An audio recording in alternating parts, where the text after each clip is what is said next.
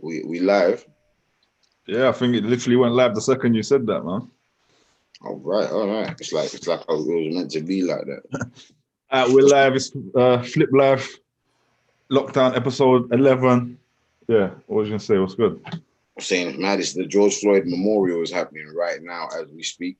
Is it? Yeah, I had no clue. I just literally saw that just before we started the show. Oh, live. So that's live right now. That's live right now. Like We picked the wrong bloody time to do the show, then, isn't it? yeah, but we didn't know. And also, Yeah, this discussion needs to be had. So yeah, of course. I want to know, but I would have like watched that, and yeah, it's cool though. Anyway, this content is here for everyone to watch. People who are watching that can watch this later. You know what I mean? Or vice versa. Whatever it may be, you know. Someone else hit me actually, like someone from the hip hop debates group hit me, asking me to come on a show of theirs today as well on the same thing. Like they were like 7:30 to, and I was just like, no, I've got a show. So I can't. That's cross pollination. I see Genesis is doing one tomorrow as well. I'm glad people are having the debate, man. It's important. Yeah. Well, last week we had two other shows, and we didn't really because we had set out topics, we didn't get to talk about this, you know. So yeah. Today we've got a big show, big guest. A lot to talk about. The internet just ain't stopped, man. Since before this, and now it's just on it's on a lot. It's doing a lot. Too much. Well, the latest is that the police officer, all of the officers been charged, right? And yeah, all of them, and second-degree murder as well. But what's the other three been charged with? All four have been charged with second-degrry murder. For real? Are you sure? Yeah. That's what he said. That's what he said on the article I saw, but I haven't. The article I saw just said that the main one had been charged with second-degree murder, and that the other three, it just said they'd been arrested or charged. They didn't say what they've been charged with, so I just didn't know. And also, I think the governor is suing the town or whatever for not cooperating in the beginning and leaving it till it got to riots. Okay. I saw someone talking about that, but also, do you know what? So much is going on. It's hard to keep up to date on the facts. It's like I'm in the middle of arguing with people on my timeline. You know what I'm saying? You're trying to keep up with all the facts that are dropping regularly. It's hard. So we've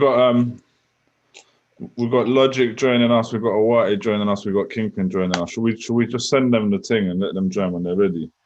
All right, yeah, let me do that. How are you feeling, Abby? How am I feeling? How's all this madness got you feeling? Tired, drained, sad, fed up.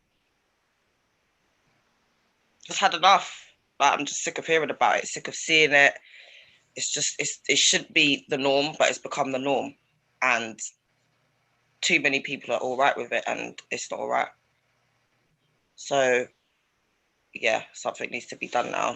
This is just, it's just, as a black person, you just can't live your life. You can't go about your daily life, whether you're a black male or female, without something like this happening to you. Do you see what I mean? So, yeah, I feel the same. It's a mad time, man. No. Well, one sec. I'm just sending this invite, man. Waiting. Same. I just sent it.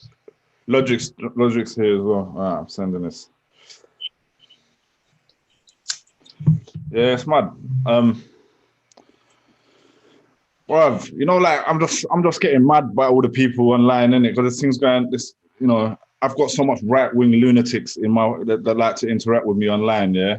And you'd think that this kind of moment they'd shut up, you know what I mean? But they're still there with their feisty fucking, But I argue with them all year round, so it's like,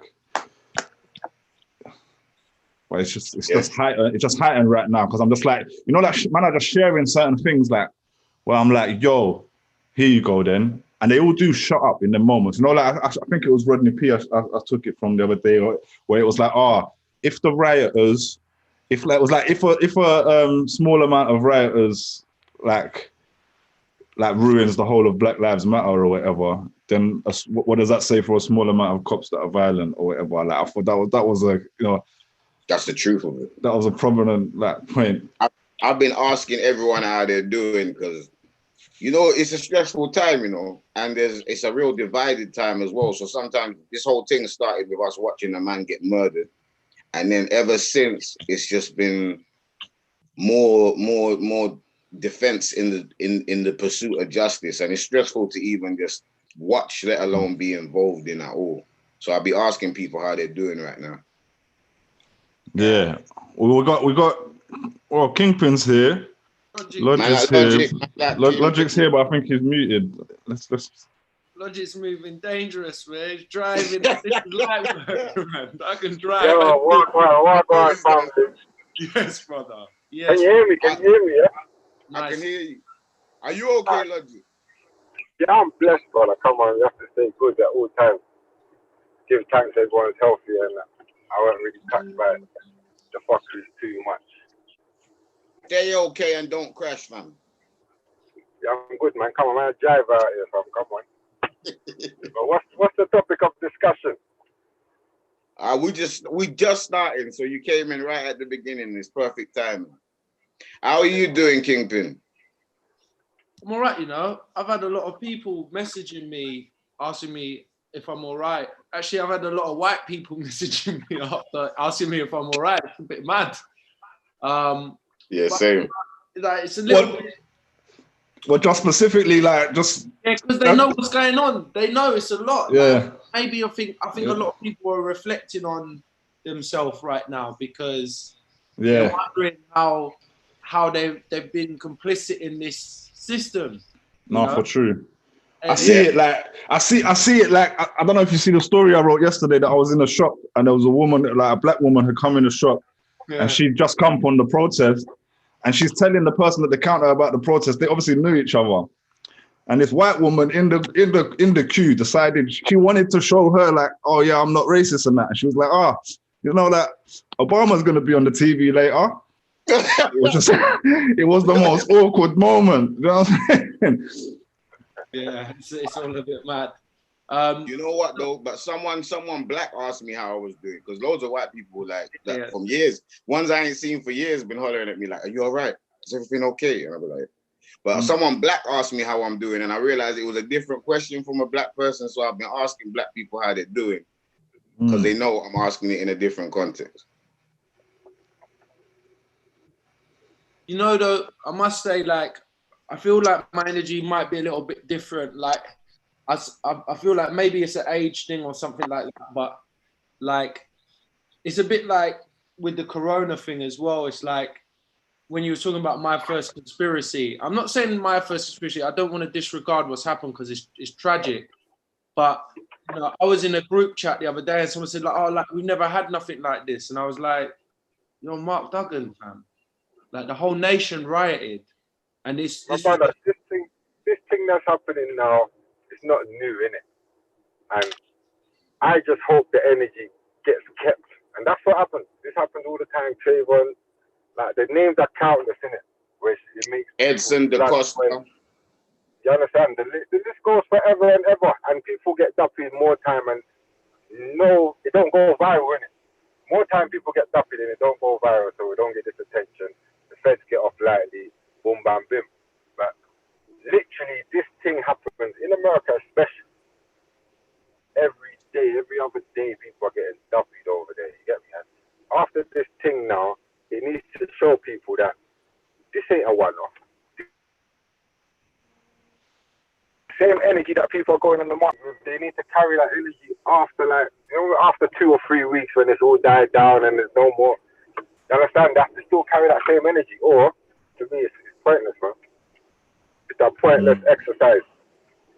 Yeah, we have to carry that same energy and make sure that our demands are met. Otherwise, there's no relaxing. I feel like the maddest thing is we carry it, like-minded. Like we always carry it. We're this whole awake thing. I don't even fuck with that term there, but you see, we're always aware, fam. We've been aware. Everyone in this group, I know, they're aware of what the world without the news telling them. Do you understand? So we're aware of these things, man. We're not the ones that need waking up, like making aware of. It's these other people that, oh, they're shocked by this. I wasn't shocked, you know, bro.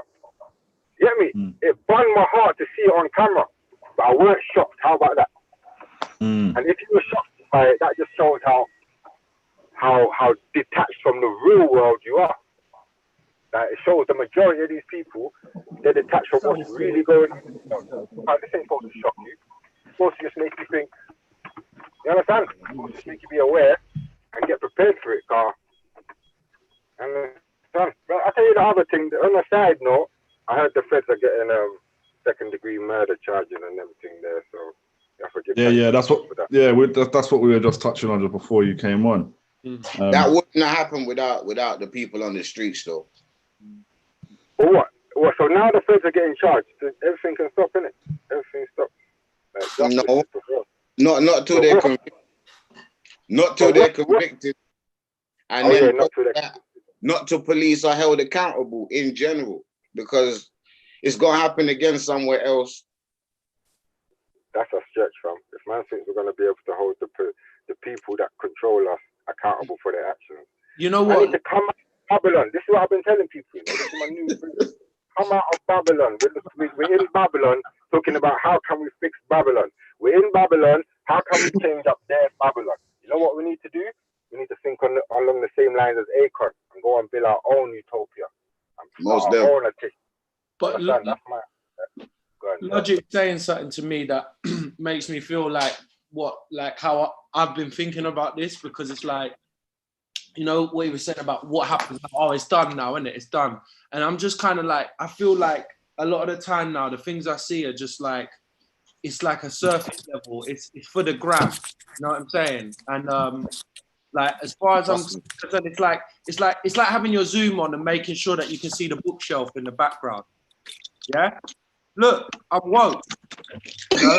But where's the substance beyond that? Have you read those books? You feel me? And that's what I feel about a lot of these people. That's what I feel about a lot of the people on this kind of expression that, yeah, like, I'm down for the cause, I'm down for the movement because I've posted something, or I don't want to look like I'm not participating, so I better post something, otherwise I'm going to get called out for not being on it.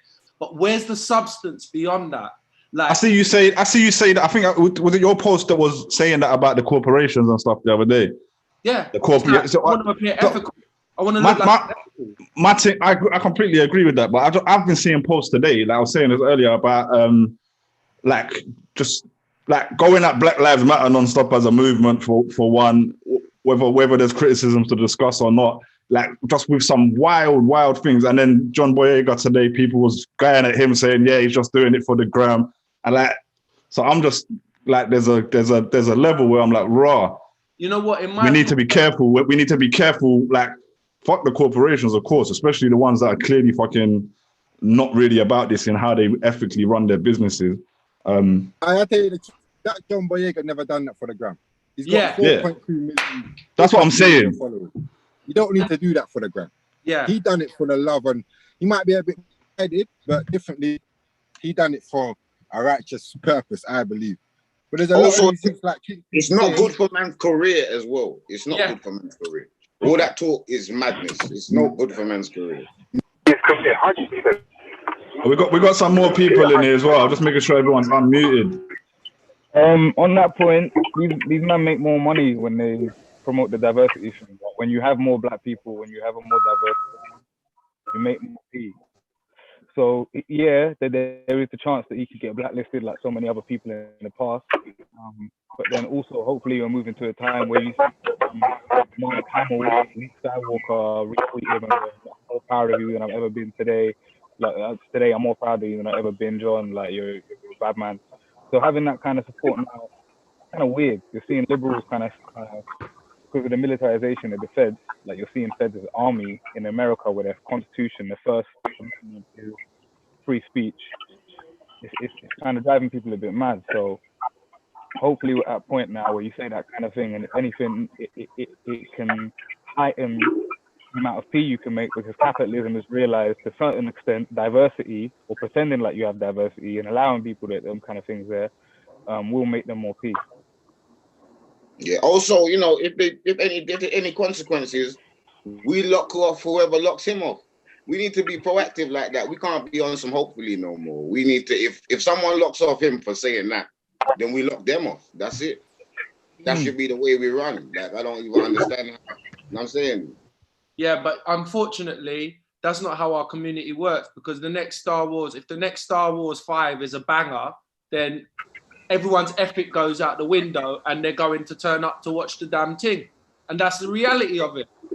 No one cares about Indians being exploited when they're putting Nikes on their feet. No one cares, bro. Do you feel what I'm saying? We're all playing our part. No one cares about the people, like the resources that are going into making our iPhone, and the black Africans that are being, and the minerals and all the things that are going in our iPhone. No one cares, bro. Because I got an iPhone X or iPhone 11 or whatever it is. I've lost count. I'm going to get the next one when it comes What's crazy is there's a big detachment between the exploitation that happens with the iPhone and the murder of George Floyd, but they're both on the same spectrum. That's about maintaining resources, about exploitation of the oppressed. It's about keeping power in certain hands, and it all works in a circle together. And the reason George Floyd was killed was because these systems are not held accountable, and we aren't holding them accountable as a culture, as a people. And the mad thing is, when you say that, right? When you talk about Apple, for example, putting up nets to stop people in China at their factories from killing themselves, like from jumping out of the factory, they just put up nets, right?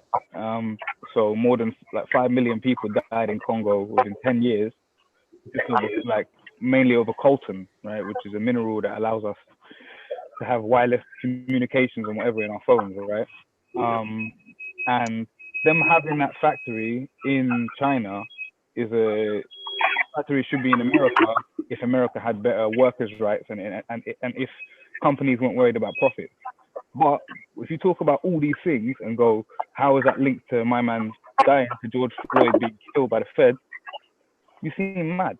You know what I mean? They're like, well, how is that linked? How are any of these things linked? And it's just because it's pressure from so many different points from poor people, black people and brown people throughout the world on the global south that, you know what I mean? Like that's what we think about, because all these things are in our brain all the time. All these different things, like the stories we see, the things that we face every day, like ourselves, when we go outside, when we're at home, we see the comments on YouTube, when we're just watching a nice video about something and someone just like, oh, kill, what? Do you know what I mean? So when something happens like this, people are like, why are you going mad? Why? It's not just about this guy. Yeah, it's about Breonna Taylor as well, because nothing's happened to Breonna Taylor's murderers in the police. Yep. So, yeah, like LA, 600 people. They've killed 600 people in, I think, the last 7 years in LA. It's insane. And New York, the NYPD budget is $6 billion every year. Oh, yo, Presh. Billion. How are you lot doing? How are you coping with seeing all this and having to speak up to the madness that's going on? So for me, it's a case of, you know, how am I doing? I'm doing okay. I'm doing all right because I've been raised to be quite a strong individual, as many Black females are. For me at the moment, my main concern is I have a younger brother who is very introvert, doesn't really, keeps himself to himself, does what he needs to do. And, you know, just because he's a young Black boy, having him come home every now and again saying he got stopped by police, anyone that knows him knows that he's like the quietest, kindest person ever. So having to deal with that on a daily basis is something, every time he goes out, whether he's going out to the shop, there's this anxiety, is he going to be okay? Is he going to come home? And that's something that's hard. And it's something you have to deal with on a day-to-day basis, all day, every day. When I'm at work and I know he's going out to college or whatever else, I'm checking my phone constantly, making sure I haven't got any messages from him to see if he's okay. That's not the kind of society that we should be living in, because I'm very sure that, you know, I'll be saying people be like, oh, why do you check your phone so much? Just make sure my brother's okay. And they're just completely oblivious to it. Oh, they're fine, they're all right. You know, lads will be lads, they'll be out and about. And you can see they have no real concern for their own because they don't really need to. Whereas I'm here as a black older sister, now my brother's guardian, having to worry on a continuous basis. Like, something has to change. I can't do that when I have children myself. I don't want to be doing that with any other member of my family or any black person I know. And that's a constant pressure that we have to deal with. And in the height of everyone talking about mental health and stuff, this is things that contribute to it. But those same services giving out mental health don't really want to acknowledge it to give that kind of help and support that we need. It's kind of like, it seems like it's a black problem, or it's always you guys overthink things, or you're angry, or there's just so many stereotypes as to why, you know, it's not a mental health issue, it's a black issue. And at the moment, like I said, for me, it's just a lot of anxiety and a lot of just a lot of pressure in daily life. Yeah, it's because people don't realize this is an ongoing thing. Like, it's a worry that we all have, especially because they pick on the youngers in Britain. I don't know if it's the same in America, but over here, if you got like some young family, or I'm saying, you're really worried about them and the police, because there's a lot of the, like, you know, a lot of the pagans online and all of that are just, that's the other narrative I see, is this, you know, this is not America, we're not the same over here. And then I see someone who just listed all of the people in the UK that the same thing has happened to. So I just went through and like retweeted them. They done like a separate tweet for every single one, like loads of them. You know what I'm saying? Like, one's obviously with ones we all know about. You know what I'm saying? Like, even Rashan Charles, who was like Coins is boy, innit? Like, we were like friends with these people, and like, it was the same thing that happened to him, like literally. You know what I'm saying? Yeah.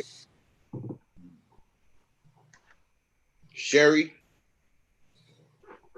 in the building. Someone if she muted on, let me unmute her. I thought she might have muted herself. Oh, hi. It's your Cardiff correspondent over here. So, how is everyone feeling? The usual. Yeah. Are you sleeping? What time are people sleeping? Like, in their local times?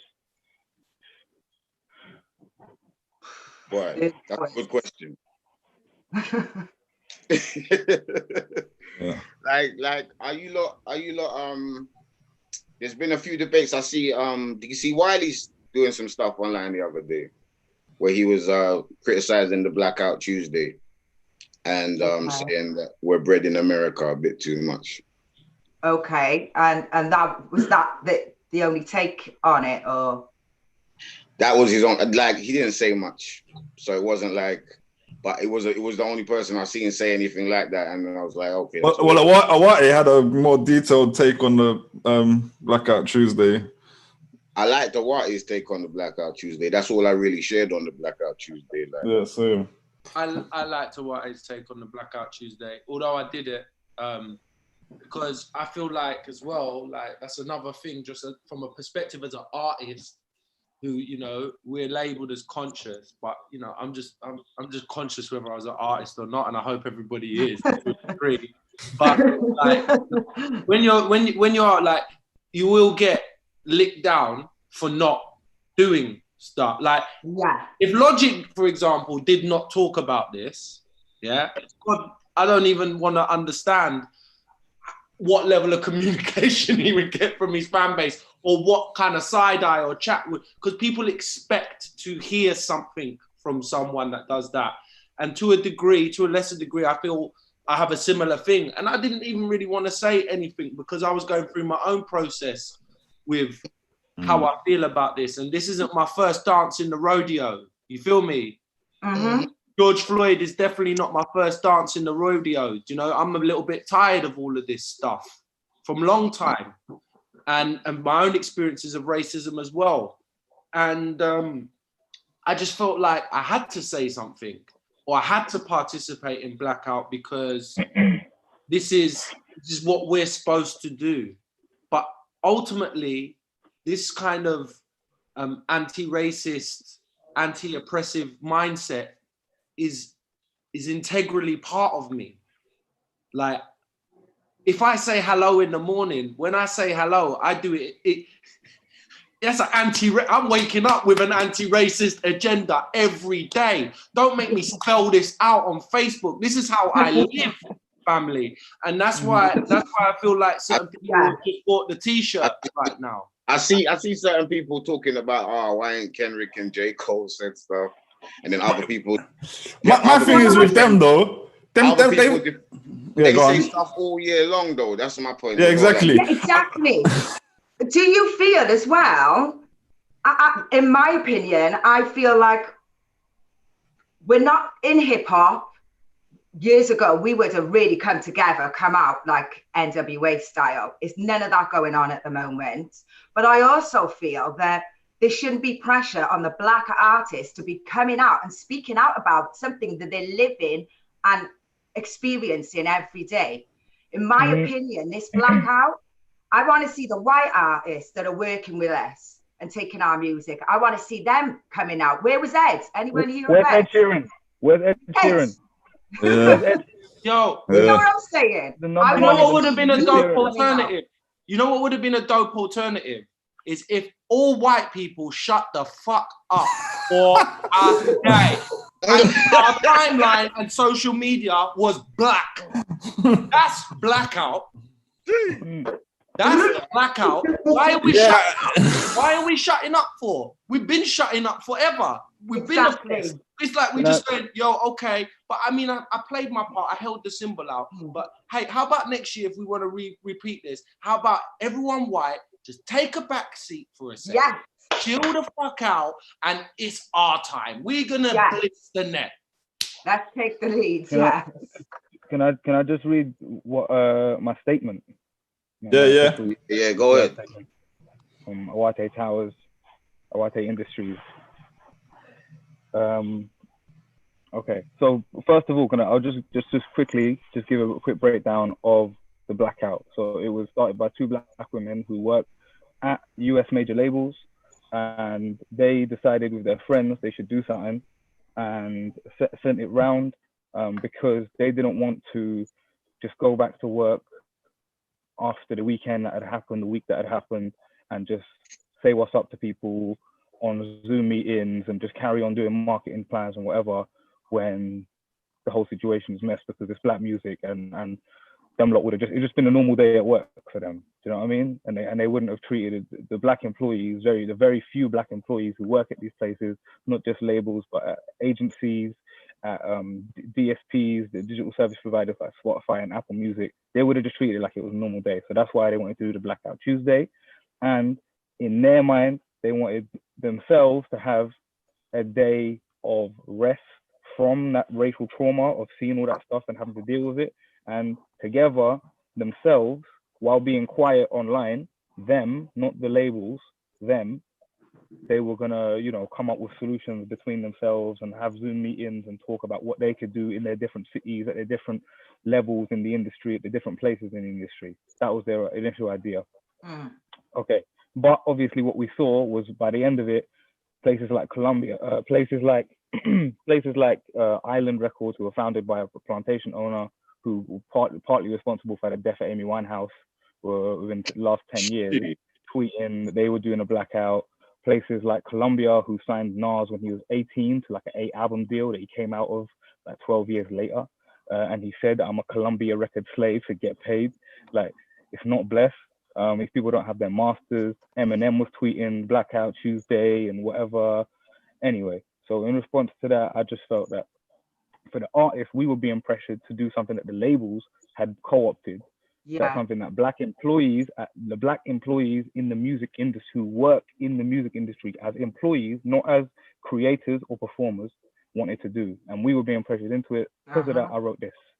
Okay, yeah. Peace and solidarity to everyone struggling. I just want to make clear that I shall not be adhering to the music industry call out to blackout on Tuesday. This action was not voted on. We don't even have a union to represent us in black music. Black musicians in the UK have been allowed to be sacrificed to police and media for decades in order to make money for corporations who are happy to pick the next traumatized black youth off the conveyor belt to send on tour with no mental health support. The same year, they're the same people that voted Ed Sheeran as the most important artist in UK black music in 2013, 2 years after the riots, in the middle of a sickening rise in nationalism, racism, austerity, and dead black people in police custody and detention centers, want us to be proud of silence. Fam, in 2013, I got charged with assault on police ×6, affray, section 12, racially aggravated section 5, and obstruction for 4 incidents in which I bust case.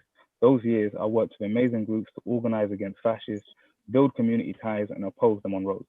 A non-democratic blackout is not blessed. As my mum says, nothing about us without us.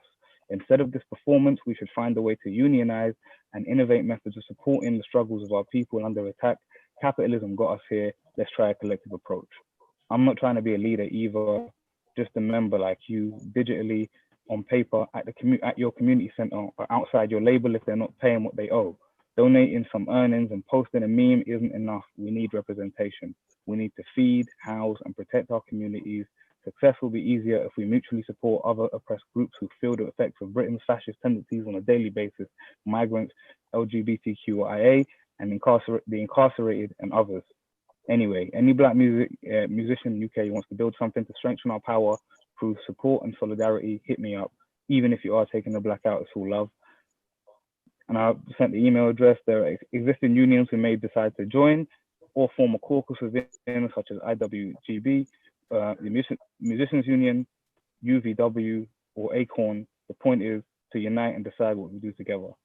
For those interested, we have the power to decide who forms our trade body, whether it's just the musicians who create and perform music or other roles too. The solutions are within us and within forming united fronts with others here and internationally. From then, now we've got quite a few artists on board to now consult, and we're consulting to form a union for black musicians in the UK. Get involved. The email address is blackinblackmusic@gmail.com. We are going to talk about how to form it. I haven't decided nothing. All I'm doing is trying to collect emails, and everyone else now is collecting emails to send into this email address, blackinblackmusic@gmail.com. That's DJs, composers, rappers. The collective approach, solves a lot of the problems. Like some of the things I've been seeing in the debates about, we don't know who's down, or if you put up a blackout Tuesday, then we know you're down. I'm like, what? Like, we need to work together, make our demands. I like that approach a lot. I hope more rappers get involved, more artists get involved. Like, because that's the way it nips a lot of the rubbish in the bud. You know what I mean? Just gets rid of the breath. So just send a hello to blackinblackmusic@gmail.com. Just send a hi, a peace, whatever. You don't need to write something long. Just say what's up, and I'm gonna have your email, and then we'll put everyone together. Sorry to interrupt. Go ahead. Perfect. Well, I was just having this conversation before I came on. We were talking about black people in the arts and doing the groundwork, because the groundwork needs to be done before we can get to this place of utopia that we want. And there's a lot to be done. We can't teach black history if we haven't got black teachers. You know, we've got to get them in there. We've got to get these positions and get us be seen to be able to do this groundwork. Otherwise, it's just putting a band-aid and a plaster over everything, because there's a petition going around now to get black history in Welsh schools. This is why we were talking about it. And it's like, well, what will be the point? Because there's not going to be any black faces to be teaching them this. And my child and many of my friends' children have challenged their teachers over the history they're being taught, and they can't answer them when they're asking them about black history. They can't give them an answer. They don't know, other than slavery, you know, Martin Luther King. They won't mention Malcolm X though. you know there's a direct line between the age you are when you have your first black teacher and exclusions and expulsions. Can I ask everyone here, how old were you and what year were you when you had your first black teacher? I think it must have been a PE teacher in year 7. Well, you're lucky then, bro. I had an Asian teacher. I haven't had a black teacher ever. I had an Asian teacher. Really? Never, no. I had an Asian tutor when I was, by the time, but I was doing a degree. So that by then I was in my 20s. I never had a black teacher. So I was speaking to a white colleague today from work, and he was just kind of talking about and asking questions. And he basically said, you know, I think it would be really good if they taught Black history in the school. And he compared it to a similar thing with like how they're trying to teach gay rights in the schools now. And he said he feels like he grew up in Bedford, kind of middle class, white family, really, really cool guy. But he said we didn't know enough about it. We didn't get taught enough to respect these different cultures, to know about these different cultures. And he says maybe that is a lacking part on the curriculum, on the system. But he feels personally, and he says spoke to others, that if they did have more Black history other than just like slavery, then it probably would have helped with their development. Don't know if I necessarily agree, but that was his take. He feels like, yeah, if he had a child, his child should be taught Black history in school to help understand things better. Well, they haven't had a choice, have they, really? They've been taught what they've been taught. So no one's really had a choice on what, unless they're teaching them at home, you know, which we all should be doing. But other than that, there's people that haven't got parents that's going to educate them at home. And all they're seeing is when they go to school. It was a mixed race teacher. He was a maths teacher. And I was in year... So I must have been about 13. Wow. But I'm pretty sure that's the only one. Well, I've been mad spoiled. Like I had a black teacher. I had like Rosetta. Shout out to Rosetta. Yeah, I was thinking we had a few from primary school. We had a black woman, and she taught us Black history. She taught us about the Benin, the Benin nation. She taught us about the Aborigines. And she caught mad heck for it, and she had mad stress, even though we had like a really liberal head teacher. By the time she left, she just looked mad stressed, but she fought on. And then in secondary school, I had Basil Muhammad, who was a Nation of Islam guy, and and I'm saying those teachers, the stuff they did, not just for me, all the guys and the people that they taught, including Nova, like they had a big effect on people for life. Just one black teacher, and those are two in two different schools, but they were just really prolific in the work they did. So like black teachers is like the stuff that them people are like family to me, and you know what I'm saying? Yeah, I didn't have that many black teachers. I had a few black teachers. Shout out to Miss Clark, rest her soul in peace. And I do feel like though the black teachers I had, they always put a little bit more pressure on us black students. They always kind of wanted to make sure that we, you know, understood the lesson and that we were making progress. And sometimes they'll call you out like how they wouldn't call out the other children, and you feel away. But it's just kind of like when your parent calls you out sometimes, and those are the kind of relationships you've got to build with them. But yeah, they did have a big impact. You know what I mean? You did see them trying with other people as well. But I feel like the teachers I had anyway, they really did look out for us as black students and try and push us and make sure that we were focused and studying and doing what we need to do. Yeah, they were better at teaching black students, if you ask me. Well, I'll tell you for fact that my first experience, I remember the first time I saw Malcolm X and Martin Luther King, was when I was walking a friend of mine home, a black friend, and I went into her home. Bearing in mind, my mum is white, you feel me? So I went into her home and there was a picture on the wall of Malcolm X, Martin Luther King, and I can't remember who the other figure was, to be honest, but I remember those two. And I didn't know who they were. I was 11. That's ridiculous. That's ridiculous. That's shocking. It's more than common. It's more than common. No, well, I'll tell you this. When I went to uni now, I was talking to 19-year-olds and asking them who Malcolm X is, who Martin Luther King is, and they didn't know.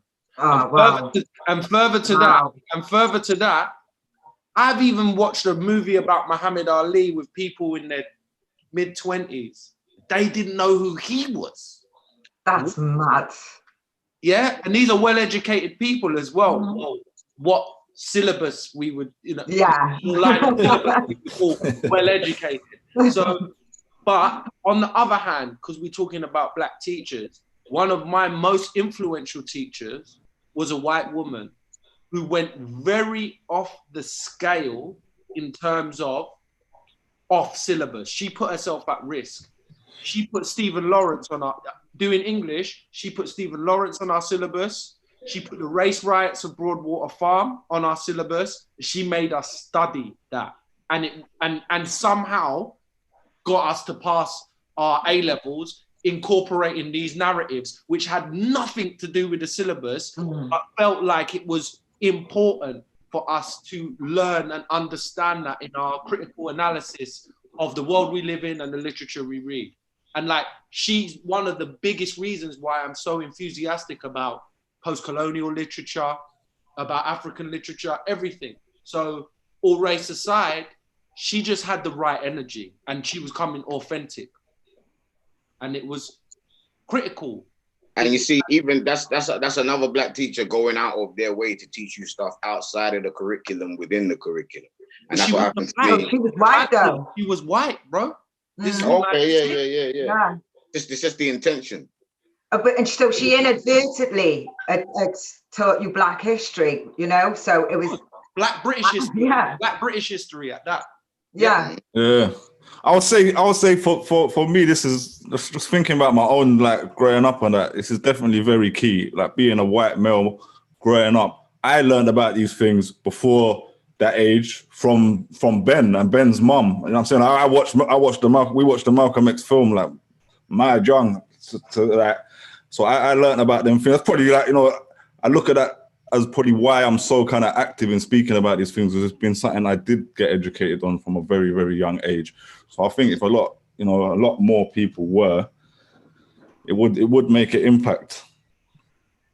Yeah, even like during the debates as they've gone on, even as the debates have gone on, I've seen people say like, "Oh, I'm not going to teach my children about race.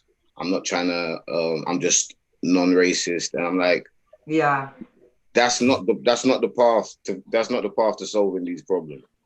And it's like, even black people, I mean, like, we need to educate our children to protect them, and so that they can help find solutions in the future as we find solutions for them now. Has anyone got any solutions, any things they think we should all be getting on with right now? God, it's endless. Like one of the things I mentioned earlier, groundwork within just black faces being prominent and seen in all sectors, first of all, without, just like I was saying, introducing black history, but without any type of background work to it. Also, there's loads of work to be within the community itself. Something that it's been highlighted since this, because I've recently moved back to Cardiff, and the black people in Cardiff, is identity issues. So I'm going to have a talk about that over the weekend, see people's thoughts on that. Identity issues as well in Britain, to be honest with you. Because for me, growing up, I was brought up by my grandmother, who's Jamaican. I didn't meet my dad's side of the family till later on in life, who was South African. I've got a Guyanese side that I've never had interaction with.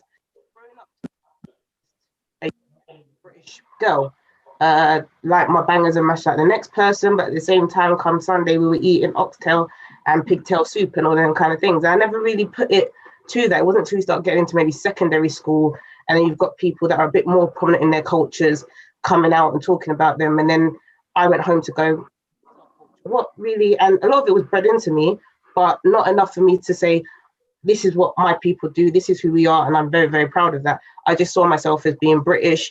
I wanted to be British. There was a 50-50. I lived in London for a long time. So I would say in London as a child, I didn't experience very much racism. When we moved to Hertfordshire, Huddleston, I experienced a lot of racism, and very, very hard. We were the only black family in the area. Me and my sister were the only black girls in the school. And it was on a daily, I had to sit at the back of the class by myself. And it was only then that I started to realize that I'm different. And then I wanted to know what this different was, why I'm why am I so different, or why am I being treated this way? Getting expelled from school because the girl said that I bullied her, and then it was a proven fact I wasn't even in school at that time. She just said, oh, it was the day before that, and the teacher accepted that. My fate at that school didn't change until we had a head teacher come in from London, who was obviously used to being around more Black children. But I think it was at that point, mostly kind of towards the end of primary school, beginning of secondary school, I kind of wanted to find out more about me, my history, who I am, what does it mean to be Jamaican, what does it mean to be South African? And then at that point, it can be a hard transition if that wasn't your upbringing from the very start, because you do start having these issues. Well, is that okay that we do that? Is, you know, bring your friend over to eat and say we're eating pigtail soup, and they're looking at it like, pigtail? Like, that's disgusting. Do you know what I mean?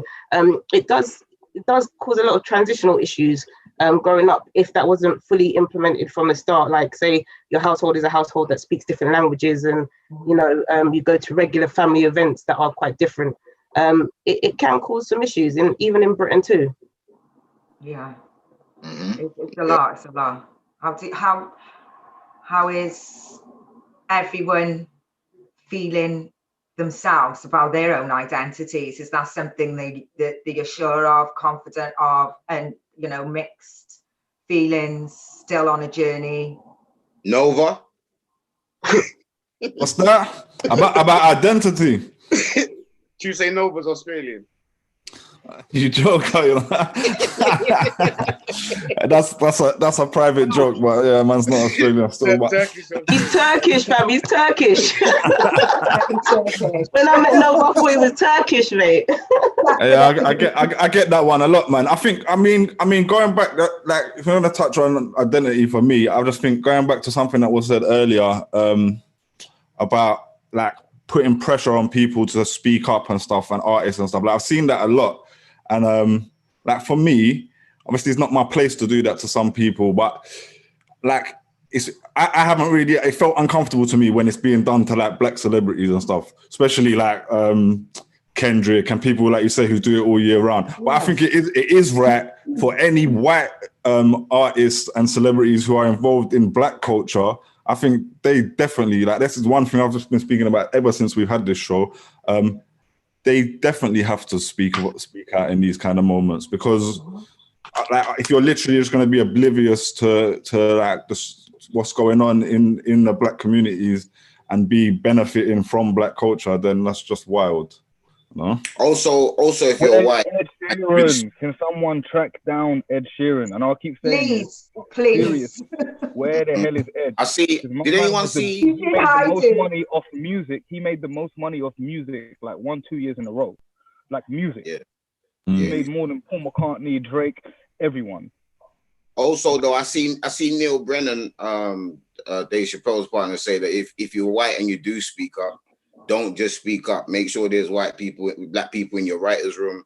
Make sure that hiring Black people, and there's not some glass ceiling in the companies you work in where there's no Black people on your boards, etc. Don't just say something and then don't do nothing. Yeah, no, 100%. I saw someone say that and it made me think, like, it made me check myself. I had to stop and think, raw, am I just writing something on the internet? Like, because they weren't even talking about people who are in positions to, like, in companies and stuff. They were just like, yo, if you're white and you're just writing this on the internet, like, don't just write something, like, do something, innit? Like, do something physical. So then how do you not feel about, was it Ellen DeGeneres and Jimmy Fallon, or whatever his name is? They got called out because they haven't been saying anything. Someone like Ellen as well, who's so big and got such a platform, they called her out for not saying anything. She then spoke. The same thing with Jimmy Fallon. Do you think they should have spoke then? Does it not feel like they've been coached into having to speak? Yeah, that's a difficult one. So no, I don't have no there. They make them speak, especially if they spoke up about other stuff. If they was going nuts about other stuff a couple months ago and now they're real quiet. I see Dane Baptiste, who's a British stand-up comedian, who called out a lot of I should have had the tweet ready, but he called out a lot of the British comedy world for, like, they call out people for fat shaming and slut shaming, and they called out people during Michael Jackson, but they're completely silent now. And it's like, you need to keep that same energy. You can't be completely quiet now when the whole world's going on. Like, going back to solutions, yeah, and to the like police issue that specifically, there's been, like, when I wrote it online today, there's a lot of comments saying, more black police. That's one of the things comments have said a lot. Miguel, Ming, Pius, more black cops and more black internal investigators, which I thought that was an important thing to add. But then there was other comments of people saying that's not the answer. How does everyone feel about that? Can I pitch in? Yeah, because I did some research on this. Yeah, and the UK percentage of police. Would anyone care to guess what the percentage? Well, maybe you know what the percentage of minorities in the UK police force is. 0.5. It's 3%, somewhere around the 3% marker. Yeah. More than I thought then. What about in LA, where NWA were formed? Ooh. It might be 60%. Exactly. Yes, it is. Yeah. More culture policing. So if that was a guess. NYPD is majority non-white. Yeah. So that isn't the answer. But a lot of the white officers in NYPD live in where? Staten Island and Long Island. Why? You're not allowed to. You're supposed to live in the communities that you serve, but they keep addresses that their grandmothers or their uncles or they have PO boxes in Queens, in the Bronx, in Brooklyn, so that they can go as an occupying, terrorizing force like it's Fallujah. Yeah, every single day. That's how they treat it. If you see the film Copland, that's what my man was trying to tell you. It's about, imagine if there's a city where it's just fed and but then it's the same here. What would it be like? It's the same here. Last time I got stopped and searched, they said they don't have to have a reason because I live in a knife crime hot zone. They literally said this. I was like, what are you doing? Like, I live over there. And they literally, and them two was from Manchester. They was not from London.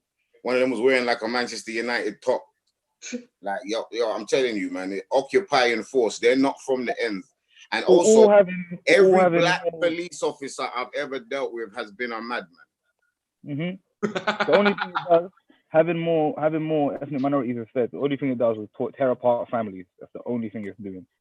For me, with that,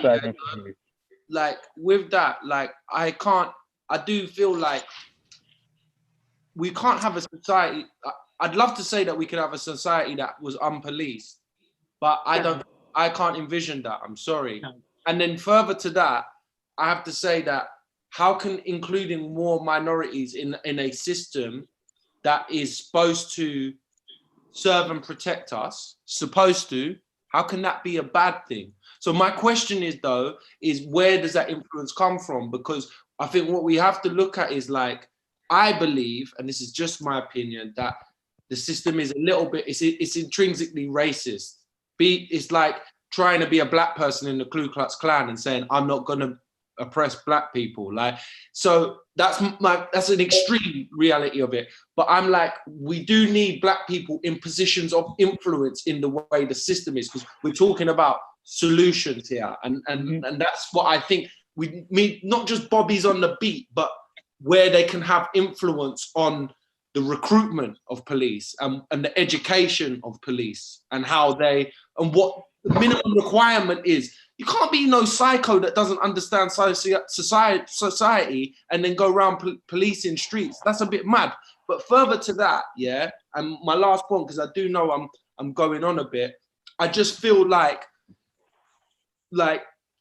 we have to check ourselves, like solutions-wise, it's about a mindfulness. It's constantly being mindful of what we're doing that might be perpetuating the problem. Because I think sometimes we all do stuff that's fucked up, you know? And I think we have to check ourselves on it.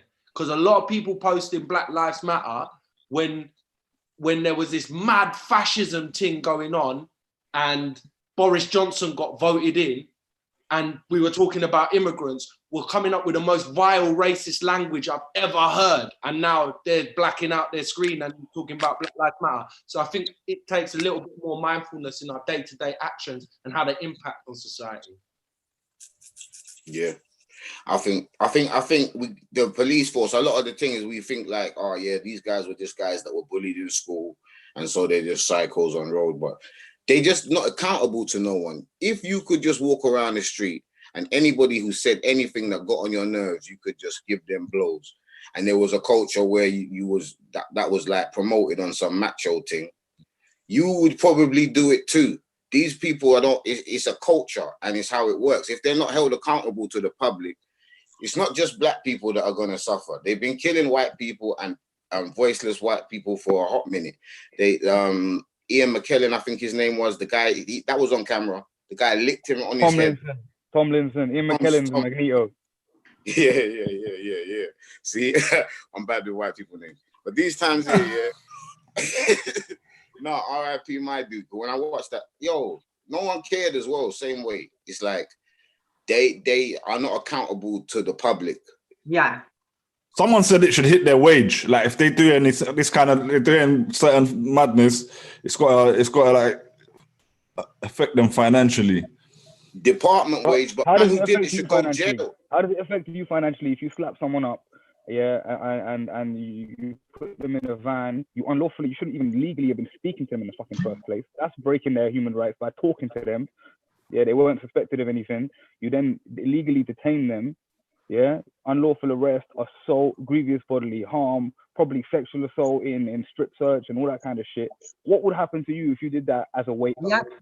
It's not effective. It's not. You're not going to go from getting £9 an hour to £6 an hour as a waiter. Yeah, 100%. You know what I'm saying? Talking about, it's not going to affect your wages. They need to go. Fam, the detectives who killed Joy Gardiner, yeah, in Crouch End in 1993. She was a Jamaican mature student nurse. Yeah, in Crouch End, they came to her yard on an immigration raid, and then they handcuffed her. They wrapped her in leather straps, and then they put leather straps around her face, and then 13 foot of adhesive tape around her head and let her die. They didn't even get fired. They still were detectives. They went off on a manslaughter. They didn't even get charged with murder. They got charged with manslaughter. They went to court and they got off from manslaughter, and they were not disciplined by the feds. They are still detectives. How many times do you think they did that to people? And they are still feds right now. They might hear me right now. I'm in North London. They've done feds who killed her, who raided her yard and got off. Do you know what I mean? They might be around here. We don't know. Exactly. This is the thing. It's scary. I've never seen no other group of people like commit more crime than the police. I see police violate so many people. Yeah. Illegal too. There's quite a lot of comments that came through saying accountability as well as the answer. And I guess we have to just ask, like, how do we create that accountability then? How are we going to do that? I don't even see it. How the hell are we going to create a system where the police are held accountable, like here in the UK, for these kind of things? Someone mentioned that they should wear more body cameras and like have more tools.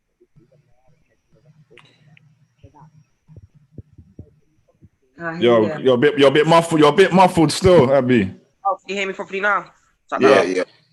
Sorry, guys. No, someone mentioned that the police should have like more body cameras on them, so that when they are making arrests or whatever, everything's captured, so that nothing toward happen. Yeah, Jacob who come on the show before, he said that they should have mandatory, like they have to have body cameras at all times, and it's like recorded and kept somewhere else.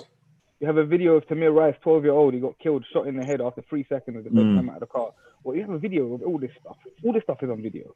Eric Garner is on video. That Eric Garner, got killed. He said, "I can't breathe," for apparently selling cigarettes on road, and they killed him. That was on video. What about the Philando Castile? All these motherfuckers in videos being murdered. Yeah, the only thing all it's doing is you can see it. That's all it's doing. That's all it's doing. That's not stopping it from happening in the first place. They don't care. They turn it off as well. At times they hide the evidence. You make a request. Your solicitor makes a request for the body cam or for CCTV, and guess what? Oh, we only saw this on the 15th day, and it takes us 20 days to get it in the files, and it's past the 30 day where we delete it. So we might have video of that shit. Yeah, maybe CCTV. It doesn't matter. I think maybe CCTV filming it won't do anything. Like, why are these laws in the first place? They shouldn't be. Like, most of these laws are there for no reason. I don't know. I do agree with you, bro. But I feel like this one incident that's happened currently was filmed. This guy is getting prosecuted this time. Yeah. It was filmed by a 17-year-old black girl who had somehow she had the mental fortitude to stand But there. I'm saying if it wasn't, this officer would not be getting charged. So if there's an incident, like, you know, an instance where the officer is getting charged, all of the officers are getting charged, and they wouldn't if it wasn't filmed. So I think it kind of makes sense, even though we know it doesn't. That's not the only part of it. It kind of makes sense that every single interaction they have with the public is documented on a film somewhere that they can't access. Yeah. I agree with that. What I disagree with they wouldn't have been charged if it weren't on video. Listen, if it weren't for them protests and people going off right now. Yeah, that too, 100%. Because how many times, like I was just saying, is it being filmed and they've still got away with it and they haven't been charged? This is the only time it's kicked it off proper. So they've had the pressure put on them, and we need to. I'm not saying like it's kicked off. It's kicked off like that here with Mark Duggan, and they walked. No, but the thing is, it's the pressure. No, I agree with you. I get 100% with your point, though. The momentum is gained a lot of momentum, and they're feeling the pressure, and we got to keep it going. That's the thing. Yeah.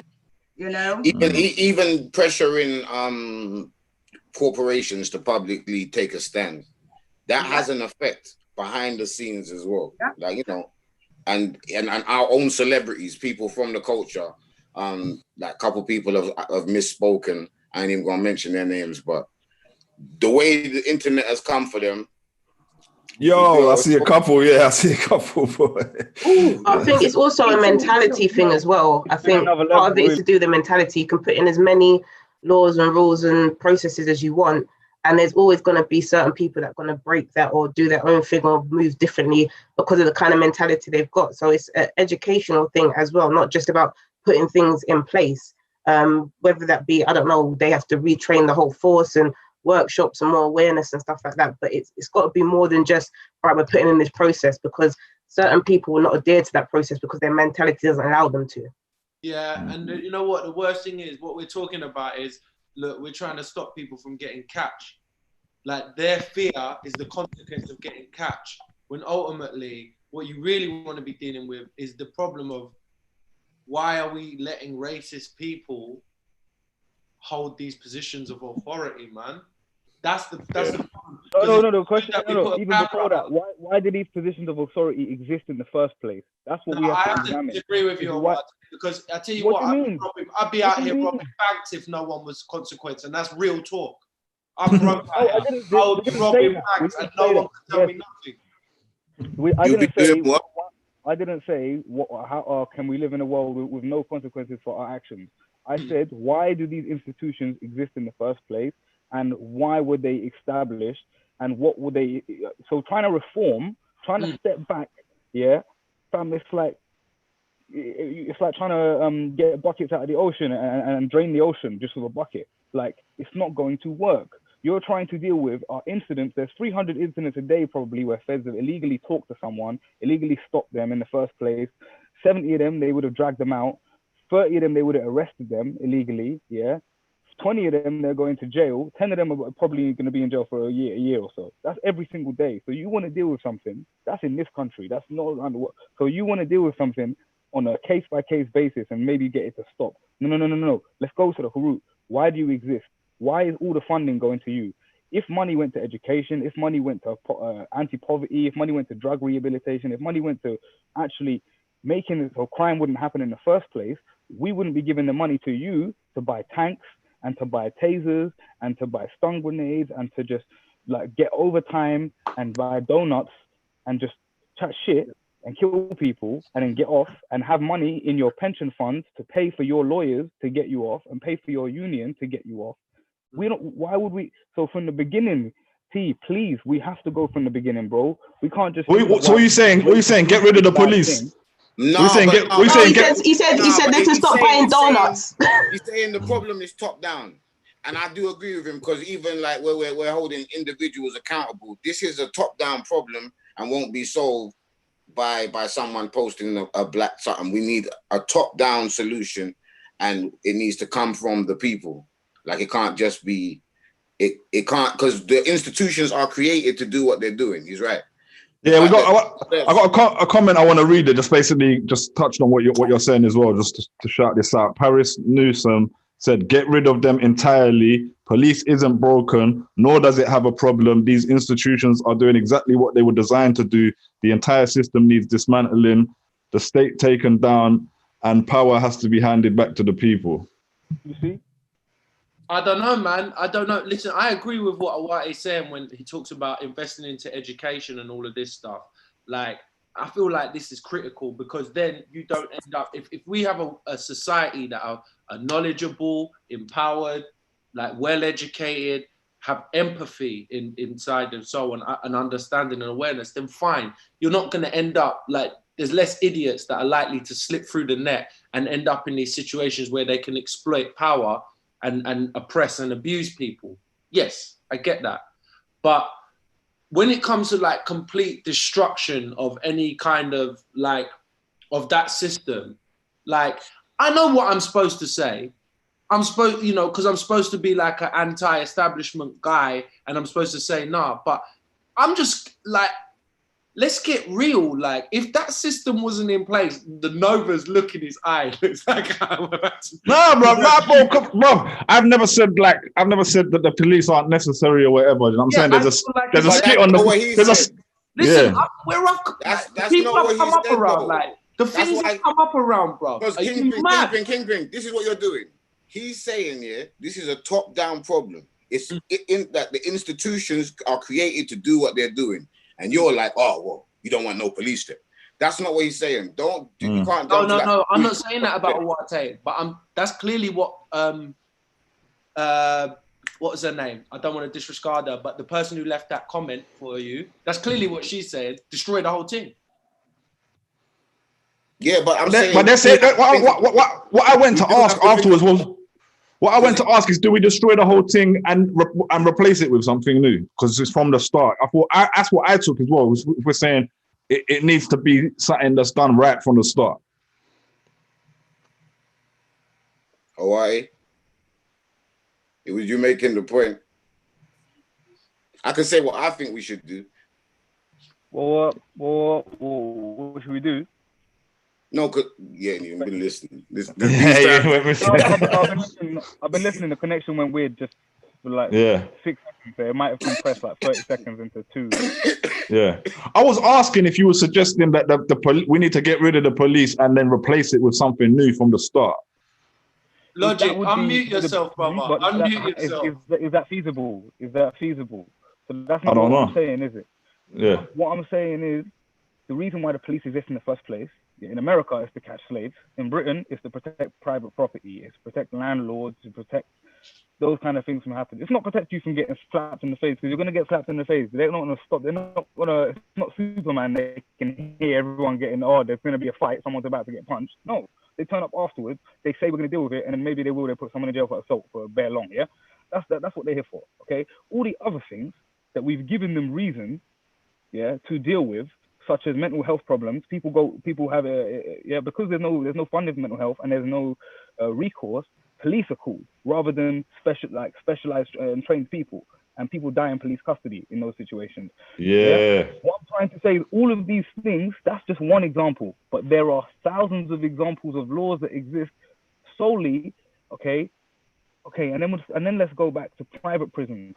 Since 1997, every single prison that has been built in the United Kingdom has been a private prison, and several prisons have gone from being publicly run to being run by G4S and Serco.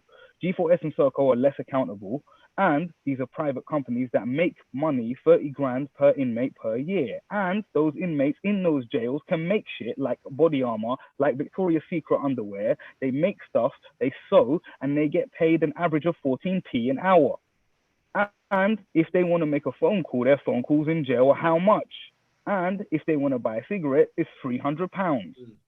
For a pack of rollies, for a pouch of rollies. So what I'm saying to you is, from the beginning, if people can make money off people being incarcerated and people make money off suffering like this, we should put that we're paying, we pay them 30 grand to house someone, and they get to make money off them because they're manufacturing shit in jail. They're manufacturing jam. They're manufacturing whatever they're doing.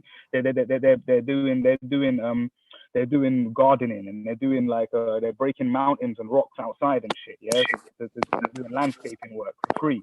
Okay, in Los Angeles, they're getting paid $1 an hour.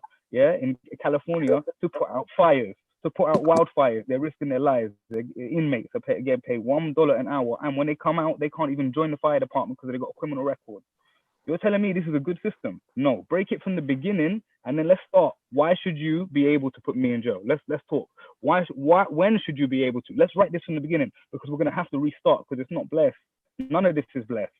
That's what I'm trying to say, bro. I'm not trying to say get rid of it. I'm trying to say I hear that.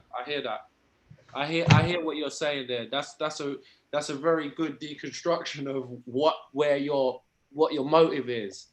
And I can put my hands up and go, yo, what you're saying there is right.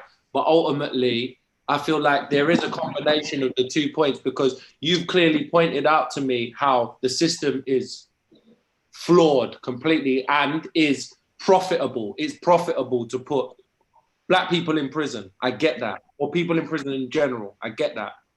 I think the point I'm trying to make is I'm not in this utopian world that we can exist without the fear of consequence.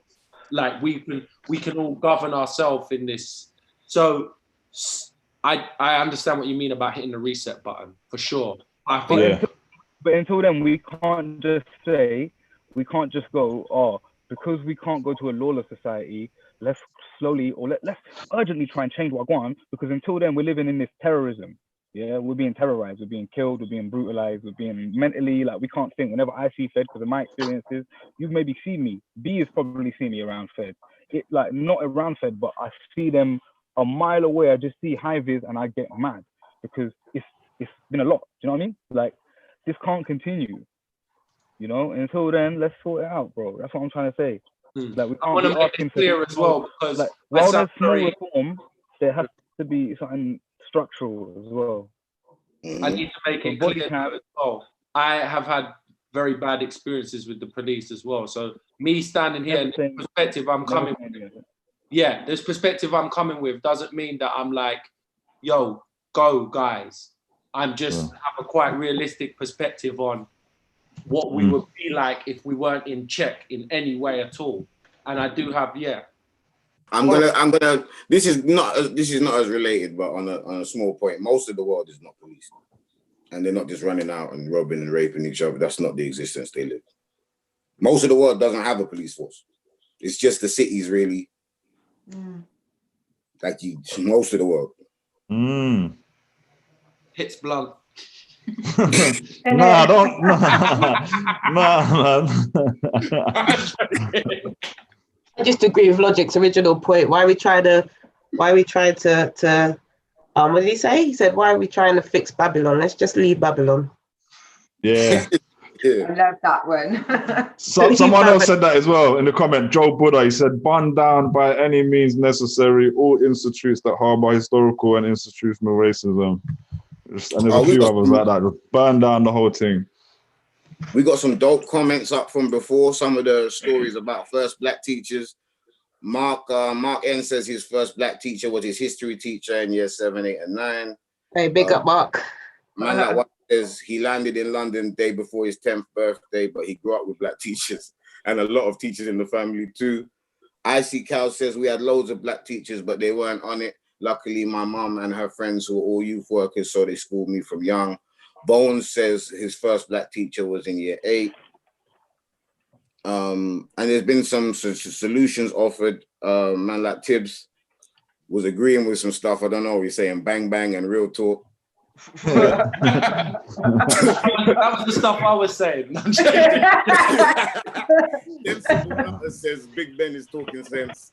See what I'm saying? Wise says it's like they should do it like that movie Black and Blue, where you upload the footage at the end of the day on your body cam, so the public can witness what you've been doing all day.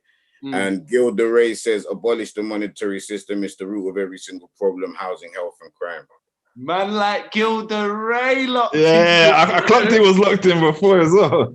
I have a quick question. I'm gonna catch some heat for him for my opinions. I know that. I have a question. With everything going on, What's everyone's stance on people who say all lives matter? Oh man. Gonna be a consensus, isn't it?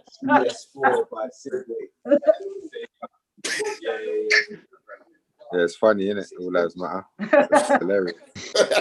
No, they don't. Only Black Lives Matter.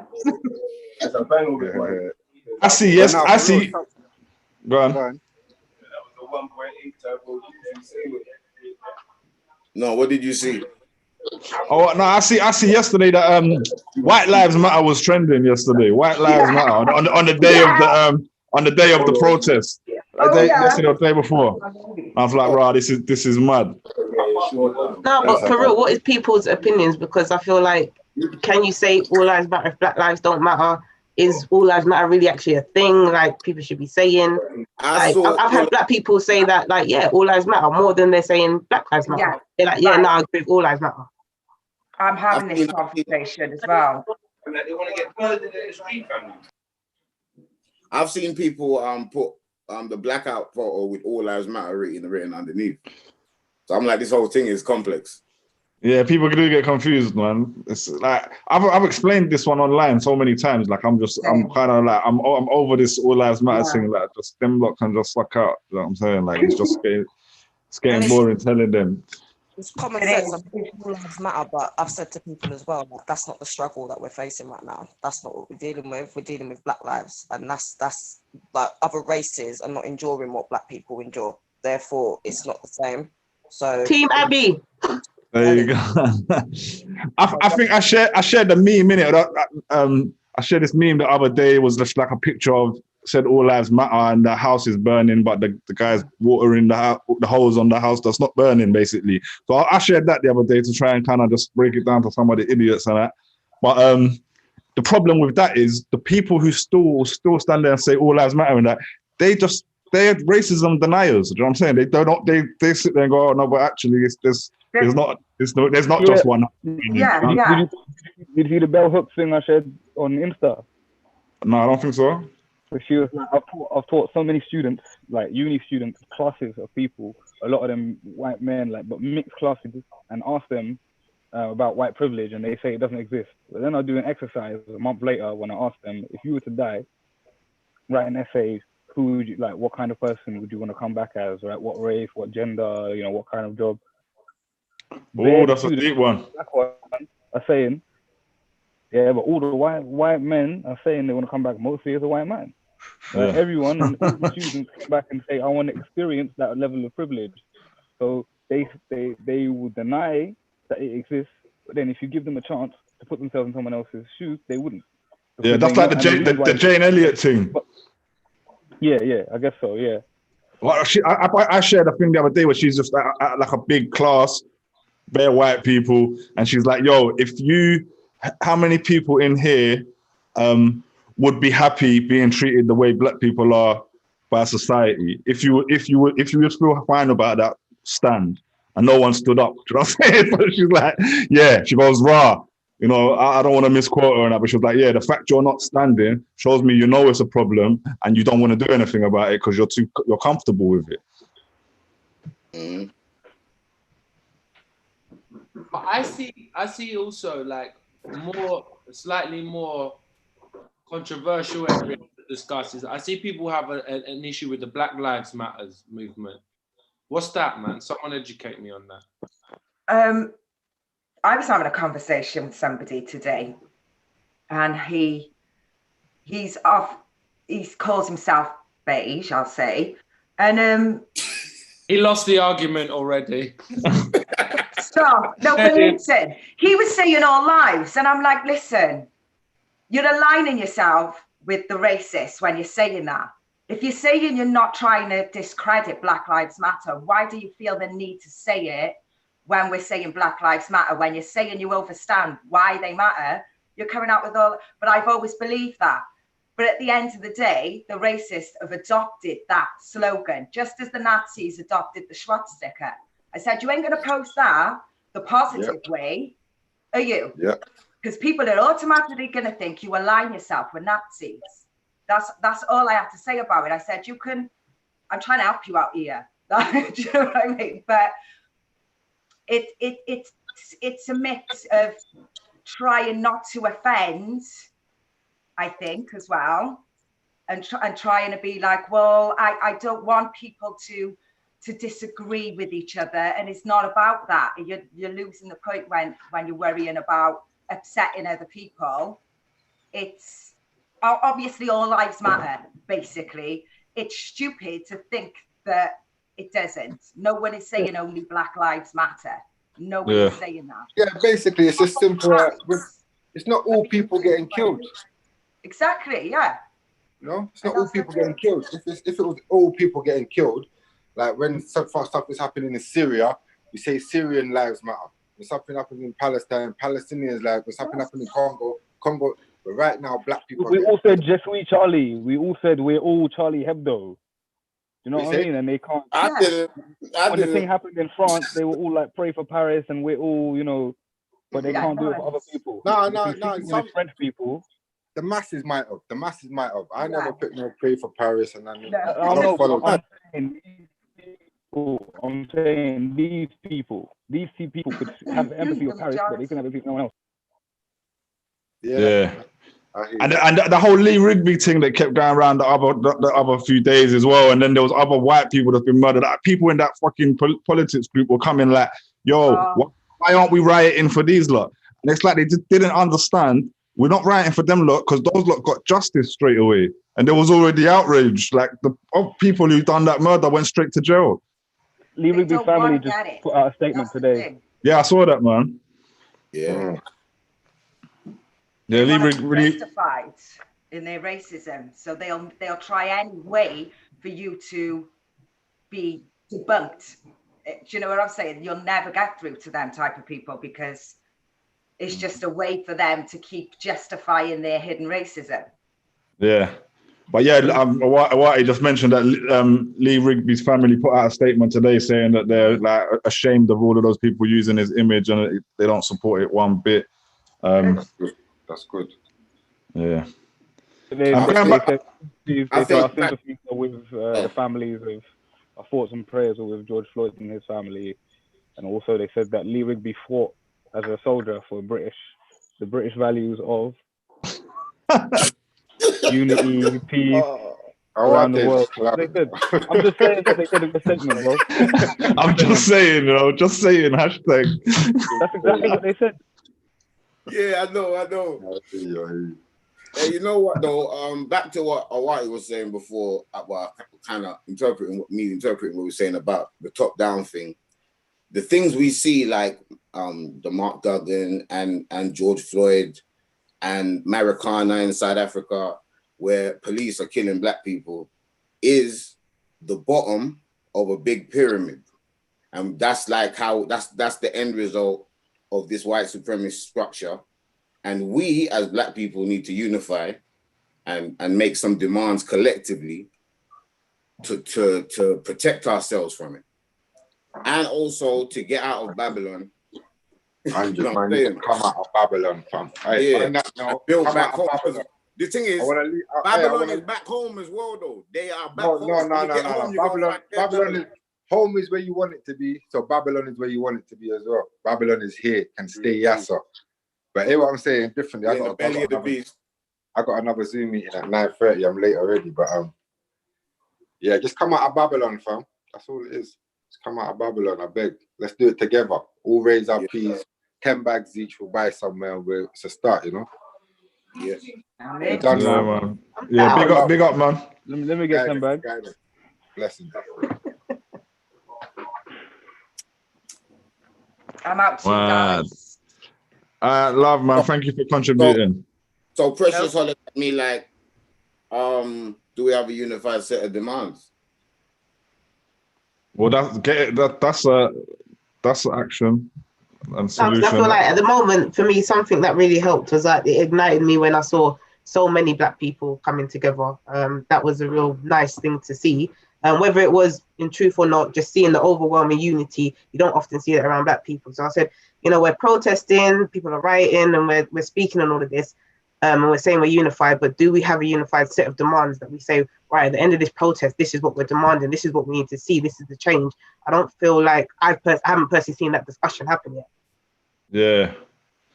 Yeah, even to the fact what Kingpin said earlier about white people hollering you and asking you how you're doing and what they should do. We need to have real answers for them. I told them, like, go to black businesses and the ones that had black children. I was like, you know, make sure they have knowledge of self, etc. But we need to have real demands as a group that want them to do action that they can take amongst them. So I said, go talk to other white people.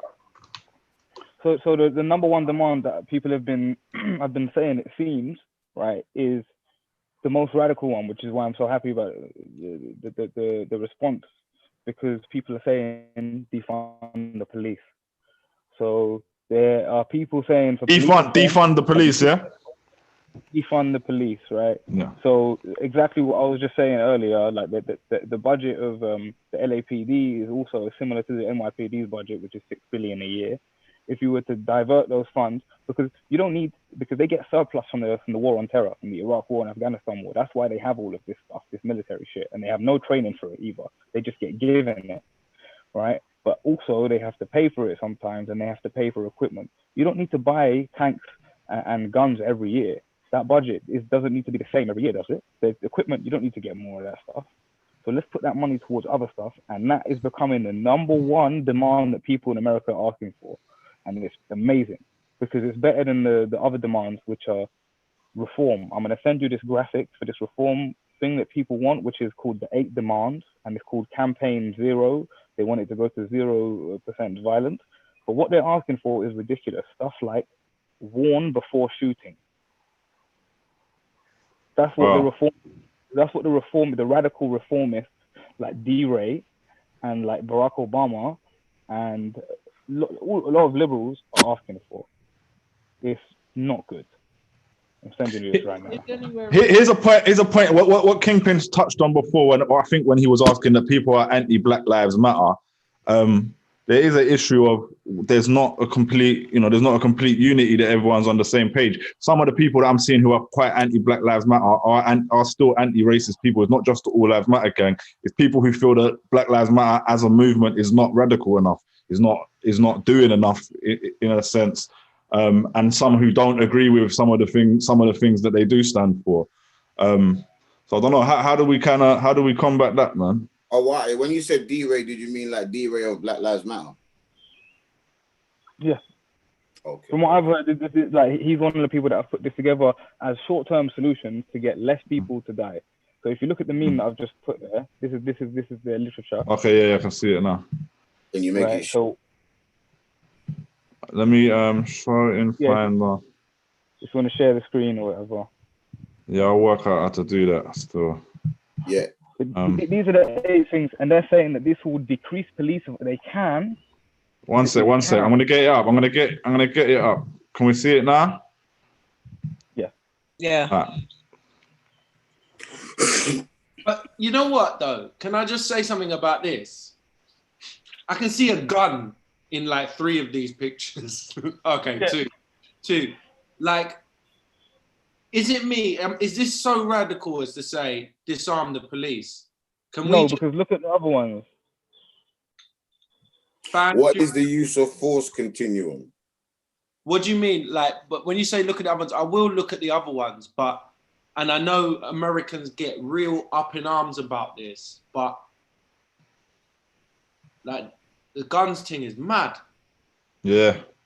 It's mad. Like, why are you defending your right to the gun? I get it. It's about not wanting to be told what does it mean? What's duty to intervene? Whose duty to intervene? So if I see another Fed has a duty. So I can't intervene though as a public. Because in Minnesota, where George Floyd was killed, they recently, because of previous incidents like Philando Castile and so many other people that have been killed by police, they very recently, last year, brought in a thing in the police code which says if you see a Fed doing something bad, you have a duty to intervene.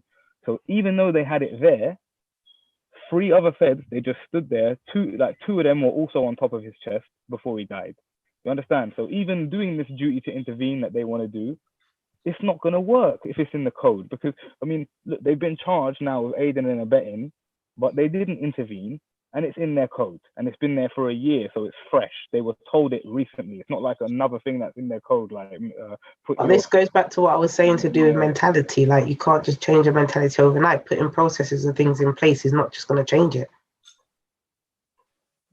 Yeah, but there's a culture of it. I remember there was a documentary on Channel 4 where this guy joined the police. No, BBC One, I think maybe. He joined the police. Say that again? Dispatches. It's an undercover. Yeah, he went as an undercover. And do you remember? And that Asian... Like a Ku Klux Klan mask from a police officer. Yeah, there were guys there who started who weren't even that racist. By the time they was on the street, they was as mad as the others. Like, they indoctrinate you into it. Yeah, it's insane. I don't know how we tackle that, man. I'm gonna end this now. One way you can tackle it is stopping the training they get. So there's people, I forgot the name of him, but there's one particular sergeant, ex-police chief, who goes around the world giving lectures to police, literally to like police, like 20 at a time, or 100 at a time, or 1,000 at a time, telling them about basically at any time a member of the public could kill you. You need to remember that at any time. You need to approach them like this. Sir, get over there, your hands down. You need to watch their hands. Don't come up to them any time they could kill you. If anyone else in the car, watch out. All of and lots of more stuff. This is the main mentality it tells them, that like they are soldiers of the law. Your job is to enforce it, and these people could kill you. They don't like us. Okay, so make sure blah blah blah blah blah. This is so it's a us and them mentality the whole time. We are enemy. They're enemies of the people. Yeah. Also, in 2016 in America, the FBI put out a report that white supremacist groups were joining the police force en masse, and nothing was done about it. Like you go to fact check, it's up there, but they're like, oh, it might not necessarily be true. But they put out the report, nothing was done about it, any police forces in any of the states. And so that's what we're living with now. Guys, I'm gonna bounce. Yeah, well, we'll probably wrap up around this time anyway. It's been like epic, guys, and I've signed. Just to say, I encourage everybody. I think what Awate has done with the signing up to the to unionize black musicians, I think that's a solution-based action that could actually empower us. And I would like to emphasize how important that is. So I just say sign up to blackinblackmusic@gmail.com. I'll say that one more time, blackinblackmusic@gmail.com. Big up for coming up with that. Let's do something, man. Let's not. I'm gonna put that into the comments on the chat as well. Now this in time with you saying that. Yo, black artists, let's unionize and let's not be exploited. Let us empower and make the decisions, man. And sorry, guys, you can't have none of my chocolate cake. I can see Awate just he disagreed with me so much, my brother. There's no way I'm sharing any chocolate cake with you. It's love. Thank you so much, guys, for letting me be part. I know sometimes I say things that ruffle feathers and that are a little bit against the grain, but I have to be real to myself when I say these things. And it's all. You're all right, man. I've been trying to get Terra Slim on here. Then we'll be in real fucking problems. That's why I'm here. That's the whole reason I came.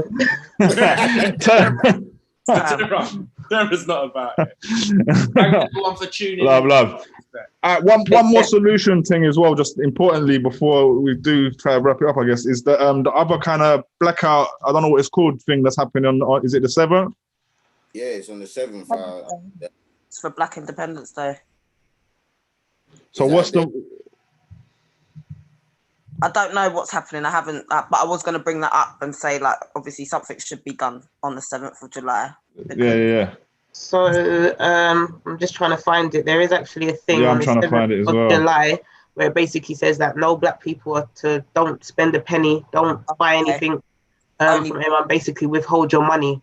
And yeah, try and do that for the day. Don't spend unless it's in a black owned store. So that's one of the things on the 7th. Yeah, I've seen it shared around. I thought can no one put that into the Zoom? I'm trying to find the picture as well, and I can't find it, man. I'll find it. Yeah, that's a real good idea. By the way, Danny Bones in the comments says on the All Lives Matter, it said it's like being in a restaurant with your mum where she chokes on a chicken bone. You call for the doctor gives the Heimlich to a perfectly healthy guy next to your mum. When you say, "Wagwan, doctor, my mum's dying," the guy is fine. The doctor says, "Sorry, mate, all lives matter." And the mad thing is, he did a video called All Lives Matter on his channel today. So, you know, I feel like that's probably the text from, and I can just hear him saying, I need to go and watch it. I didn't say it as good as he said. I took all the dopeness out of it. It's like when white people cover black music.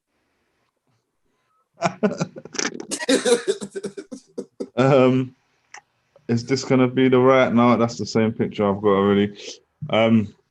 Yeah, I mean, we've covered a few solutions, man, but I feel like it is a difficult one. We're always going to need to continue these conversations of working out solutions. And I think Awate's point of needing, are you sending a photo that way? Of needing like a structured list of demands. It's really a very, very, very important one. But I don't know how do we like you say, Awate, that the you know, the Blackout Tuesday thing wasn't voted on. Like how do you get those demands voted on? If we had a union, it's very simple. And to be honest, that thing wasn't voted on by musicians because it wasn't for musicians, right? Yeah. It was for the employees of the music industry, the black employees of the music industry. Yeah. Who themselves get exploited and go in and get disrespected every day. A lot of them are black women. I was actually in one of their Zooms. They had like 200 people in there, like the two founders of it, Brianna and another woman as well. Kanya King was in there from Mobo. Ebro was in there. And I was only in there for a little bit because I was in the wrong Zoom. I should have been in the one an hour and a half later for the artist. But they were talking about like at CSM, at ICM, there are 9 black employees out of 500.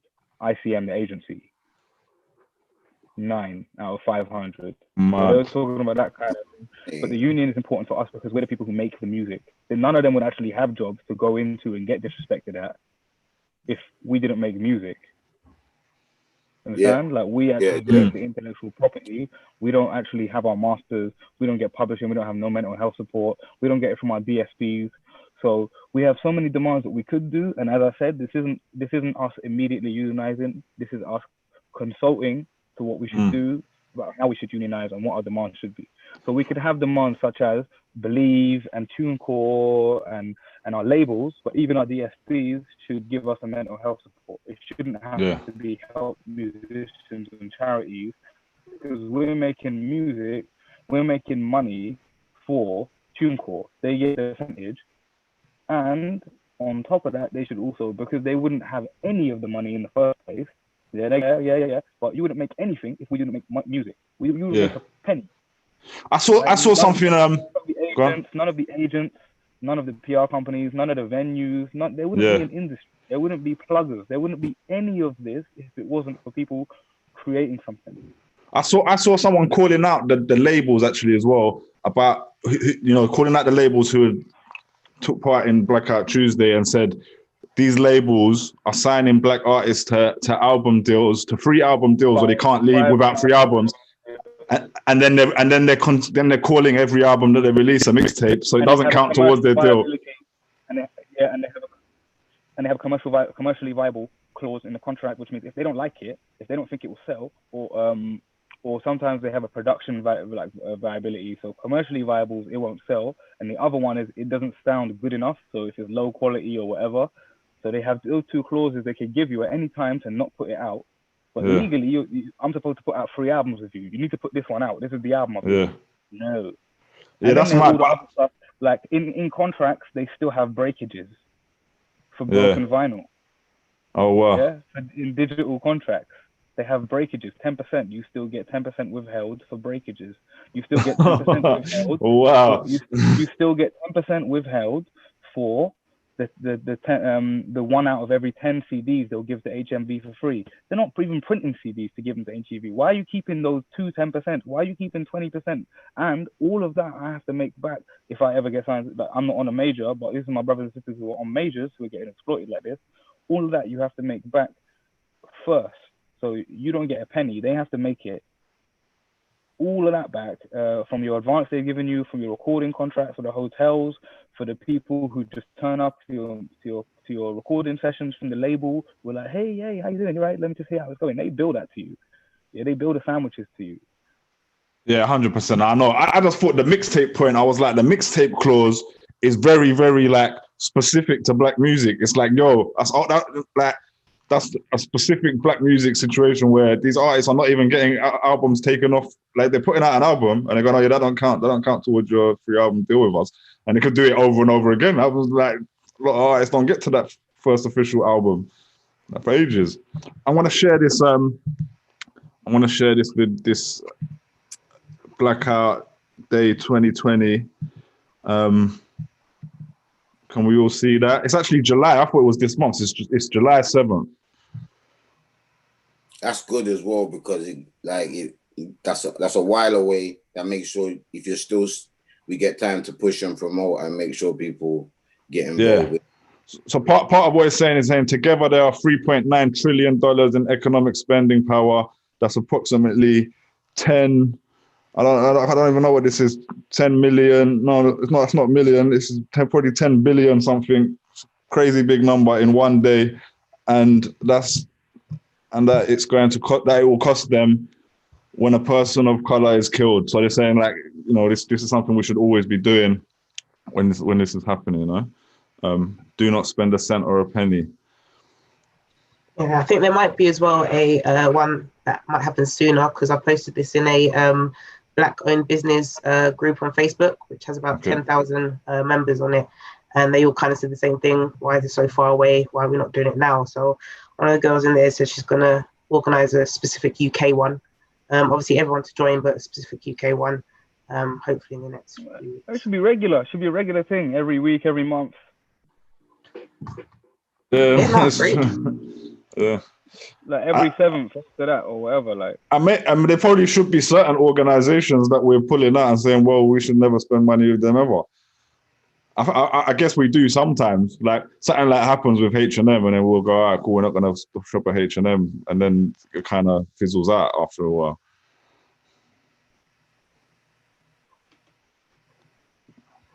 I don't know.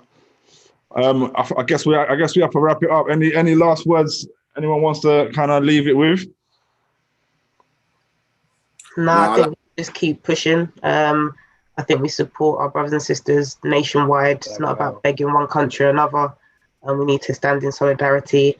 And we need to keep speaking up. We need to keep this vibe going, this fire burning, and not let it die out as we have done in the past. And the only way that can really happen is by us being unified across the seas, across the borders, across the rivers, and coming together and actually taking action. Do I think we're doing enough? Or we've done enough? No, we definitely haven't, or we wouldn't be having this conversation. So definitely more needs to happen. And I hope there are more people like myself who have always had this as a concern and as an issue, but has now decided, you know what, that fire's lit, and I'm going to run with that torch as well, for the right reasons. That's a good note to end on. 100%, man. Thank you everyone for joining us. We're gonna have to do it again. Cool. Thank you for having me, guys. Take care. One love.